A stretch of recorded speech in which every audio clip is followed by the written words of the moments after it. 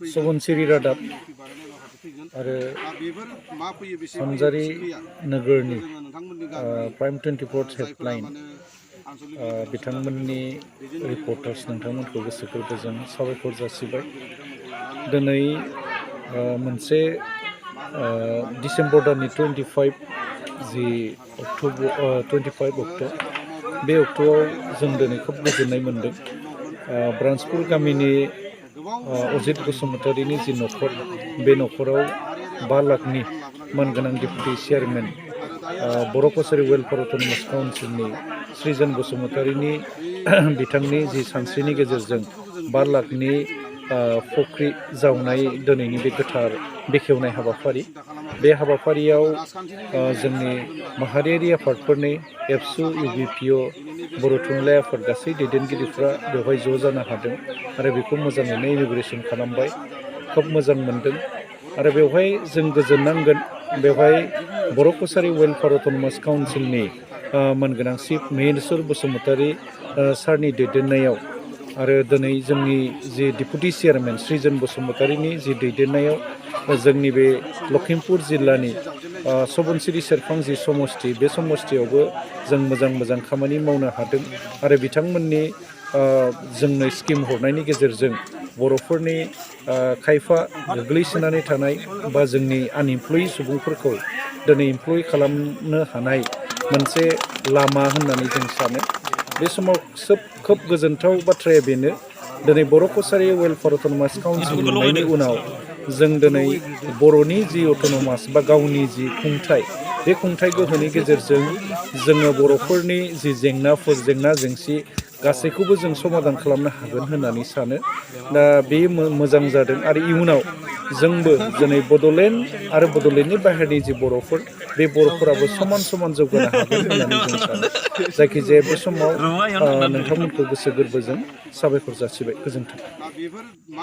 गावखुंथाइ जे बर' कसारि welfare autonomous काउन्सिलनिफ्राय जा स्किमफोर फैदों आरो इयुनाव जिथु फेब्रुवारि बाजेट बे बाजेटनि गेजेरजों जोंनाव गोबां स्किम फैगोन होननानै जों खोनानो मोन्दों बा मानगोनां महेश्वर बसुमतारी सारनि चिफनि बिथांनि नेतृत्वनि गेजेरजों दैदेननायनि गेजेरजों गोबां खामानि मावगोन होननानै जों सानो। आरो बे समाव मोनसे खोथाखौ जोंनि बर'नि अर्गेनाइजेसनफोर गासै जथाय आफादफोरा आरो डेपुटि चेयारमेन सृजन बसुमतारीया सानदों आरो जोंनि सिगाङाव बुंदों जा बेनो जाहैबाय जोङो जाफोर आनइमप्लय जानानै दं आरो जायफोर जे पिगारिनिफ्राय हमनानै फिसारि फार्मनिफ्राय हमनानै दाउ फिसिनाय अमा फिसिनाय जेसेबां माने स्किम जि दानाय बायदिसिना स्किमफोरखौ लानानै मोनफा खामानि मावलांनायनि मोनसे हाबाफारि लादों। बिनिखायनो जों सानो बे 1-2-3 बोसोरनि गेजेरावनो जोंनाव गासै माने जि हास्थायनाय बा गामि न'खर हिसाबै आरो समाज हिसाबै गासै बिथिङावनो जौगानो हागोन होननानै जों सानो। गोजोन्थों।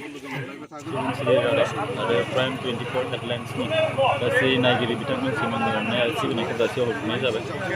दिनै 25 जि खालार खालि मोनसे जि BKWAC नि सिङाव सृजन मानगोनां डेपुटि चेयारमेन सृजन बसुमतारी सारनि दैदेननायाव जि 5 लाखनि मोनसे स्किम दंमोन।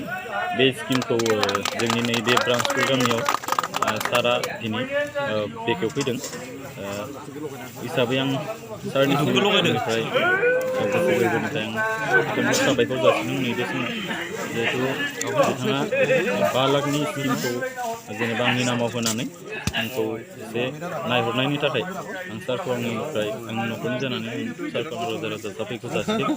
लोगोसे दिनैनि नैबे समाव आंनि न'खराव आं जा माहारियारि आफादफोरनि एबसु जिल्लानि आफादफोरनि जाफोर दैदेनगिरिफोर दंमोन बिथांमोनखौ आं हांख्राय हरदोंमोन आलासि हिसाबै। बिथांमोनाबो आंनि न'आव नुजाथिफैनानै दान्दिसेबाबो नुजाथिफैदों। बेनिखायनो आं बयनिसिमबो आंनिफ्राय गोसो गोरबोनिफ्राय साबायखर जासिदों नैबे समाव।